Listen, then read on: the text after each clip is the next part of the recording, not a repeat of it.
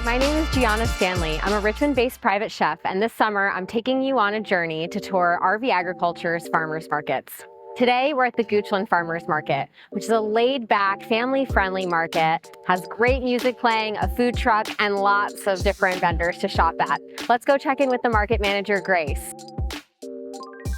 Can you tell me what your favorite part is about running this market? Very much enjoyed all of the different musicians that we've had here. I know that you also have a food truck here, so tell me a little bit more about that. Yes. Brazen Smoke is our best friend here at Goochland Farmers Market. They have come every single week. They have the savoriest, yummiest dishes, biggest burgers.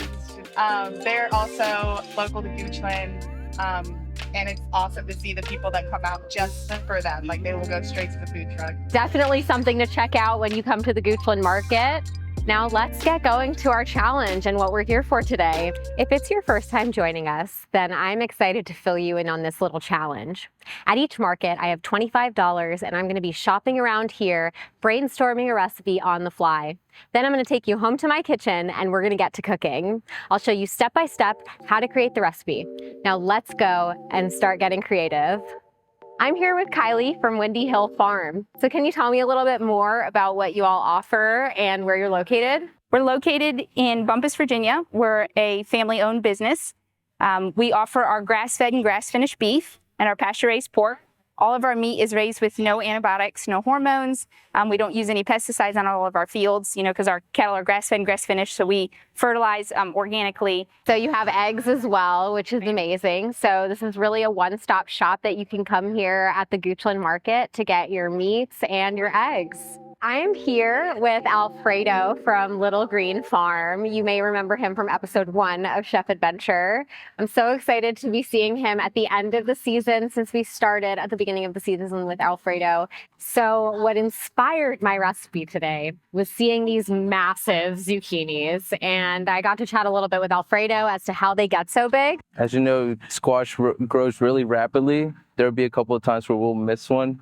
And, the next day or, the next couple of days when we cut it, it would just be huge.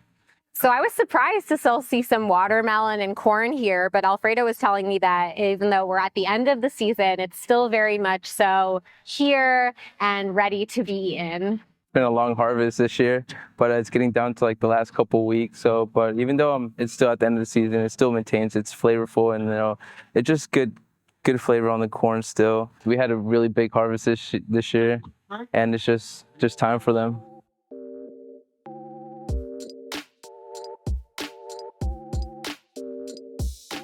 I'm here with Leslie from Caves Creations. Since we have a little bit in our budget left over, we're going to be getting some sweet treats. Yeah, you have a unique spread for what you typically see at a farmer's market, since I feel like chocolate can melt so easily. You don't usually see it, but my eyes just lit up with joy when I saw yours. What is your favorite treat that you like to eat? Funny, I bake by faith. I cannot eat anything that I bake. That's why we have the kids as taste testers. I cannot eat it. I am gluten-free, so we do have the gluten-free vegan options for those that have maybe different kind of dietary restrictions, preferences, and things like that. Thank you, Leslie, for telling me about your business, and I cannot wait to indulge. Thanks. So excited for this.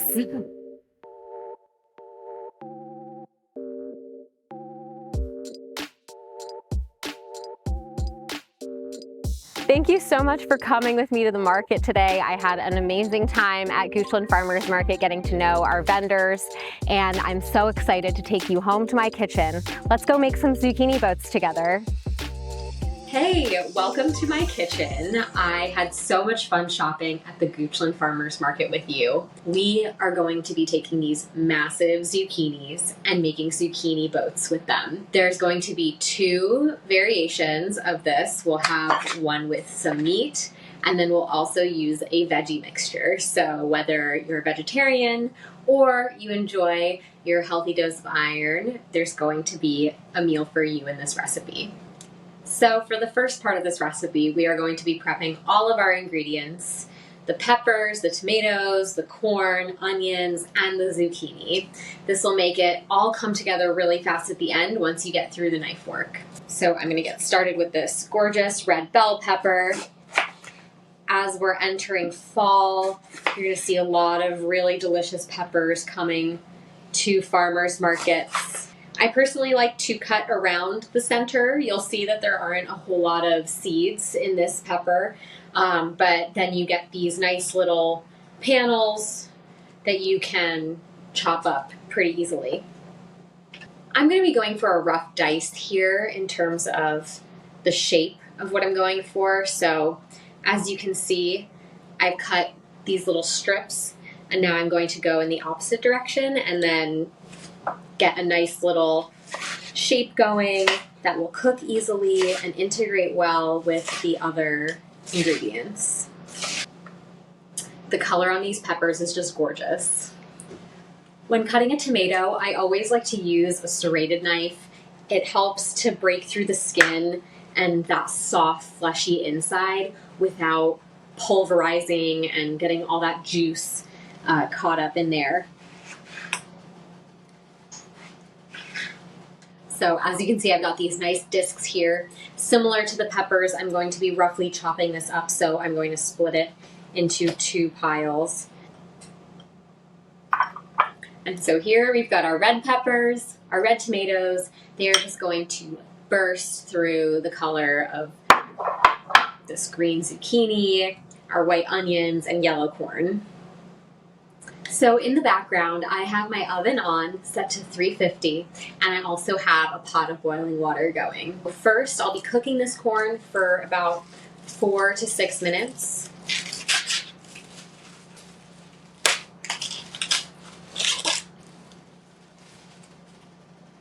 You can use a big pot to boil this corn in, or if you have a smaller pot like me, you can just break it right in half.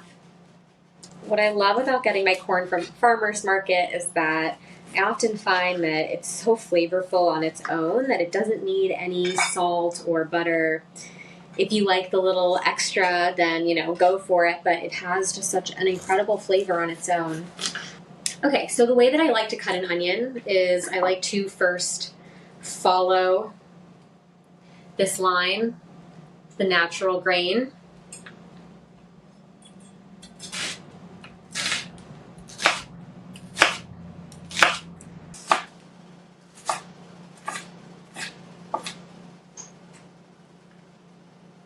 Like with all of the other ingredients that we're prepping, I kind of do a bit of a rough chop with this. You don't have to have exact cubes.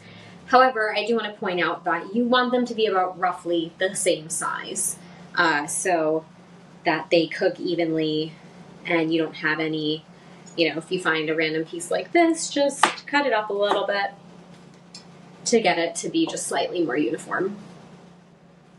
For my white onions, I'm going to do a bit of a chunkier chop than I did my red onions, again to kind of diversify the texture. So as you can see, I cut a whole lot less. So something fun that we learned about these giant zucchinis at the market is that the seeds actually take up about the same amount of space as they would in a regular sized zucchini. And I personally have never cooked a giant zucchini before this experience, and I can tell you firsthand that that is true. There is so much more of the meat of the zucchini that's intact. Usually I feel like I have to get pretty close to the skin. So these really are pretty magic zucchinis, I have to say. Got my boats ready.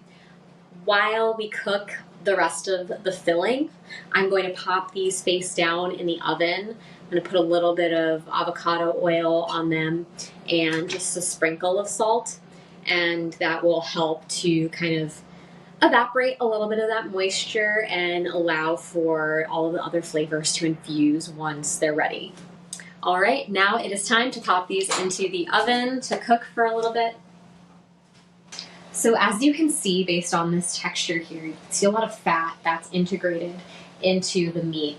So my pan has a little bit of a coating of oil, but not too much at all, and you shouldn't need very much. So I'm just going to pop this into the pan.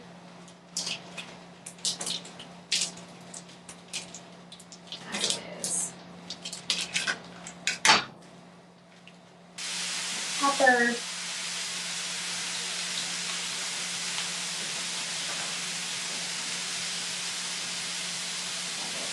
salt,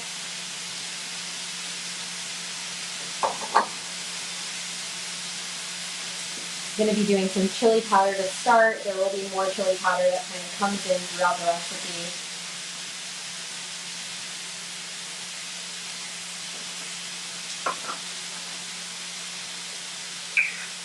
A little bit of cumin.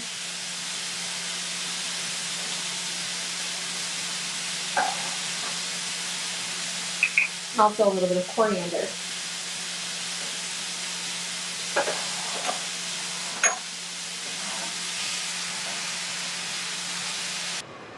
So as you can see, there's a little bit of liquid fat left over here.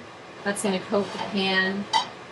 And so I'm going to be cooking one of my sets of onions in this beef fat. I'm going to add a little bit of avocado oil. Get the pan up to a higher heat. And I'm going to be cooking my white onions in this. So right now I have my white onions cooking in the reserved beef fat. So when I pulled off the ground beef, it is mostly cooked, but I don't want to overcook it at this point since we are going to be tossing it back in the oven. I'm going to be really soaking up all of that flavor from the pan to then cook my white onions. And these are going to be mixed directly with the beef. While I have my white onions cooking in the beef fat, I'm going to be cooking the red onions in avocado oil to go with my vegetarian preparation. When you're cooking onions, you always want to add salt. This helps to break down the fibers of the onion and cook it down. You can get them to be really soft when you add that little bit of salt. Peppers take a while to soften, just like onions do, so I've let my red onions become a little bit translucent. They're slightly soft, but not fully cooked, so that's when I'm going to add in my peppers. It's about 3 to 5 minutes of cooking the onions before adding in the peppers. I'm going to cover this so that they can soften really nicely. And I'm going to give my white onions over there a little toss. A bit of pepper, salt is in there, and then some chili powder.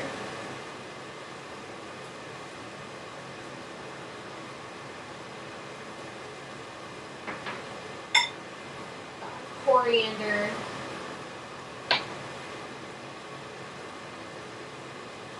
And cumin. Gonna mix that up. I'm going to be adding half of my tomatoes to the vegetarian mix. So I'm just eyeballing it. Alrighty, so now my vegetarian blend is in my pot. It's coming together. The seasonings are infusing. Now I'm going to add the meat back in and the tomatoes to the onions.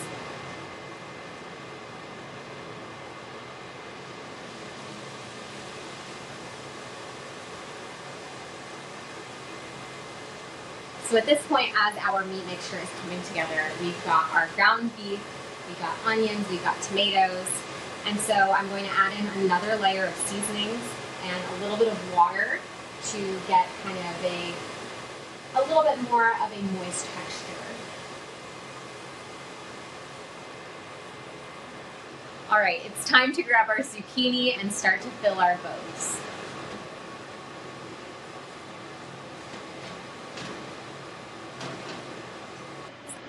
My zucchini boats on my plate and get them ready for building.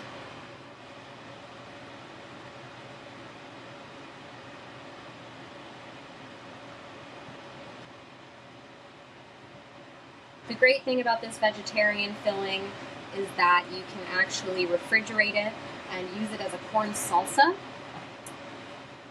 It is absolutely delicious.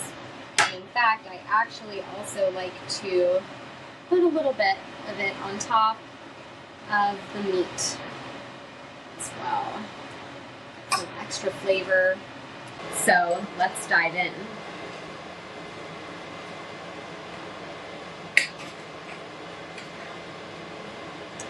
Just as I expected, the zucchini texture is so soft and pillowy.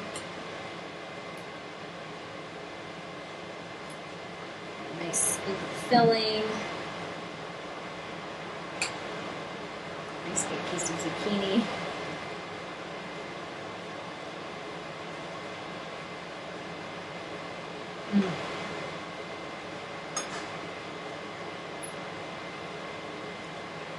I'm so excited for you to make this at home. Wow.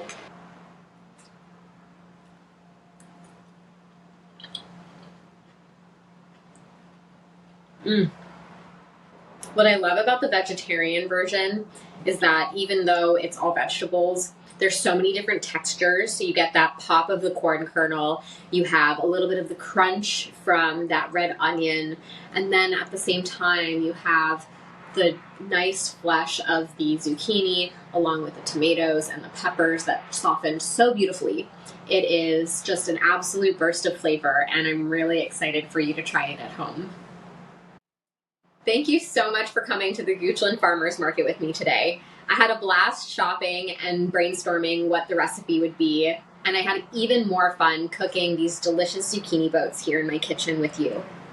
This summer of touring RV Agriculture's markets has been incredible. I've learned so much from the farmers, and I hope you have too. Now you've got your arsenal of recipes ready for next summer and even this fall. Enjoy everything that you've created and know that you can always come back and watch our videos over again. Thank you, thank you, thank you again. I had so much fun this summer. See you soon.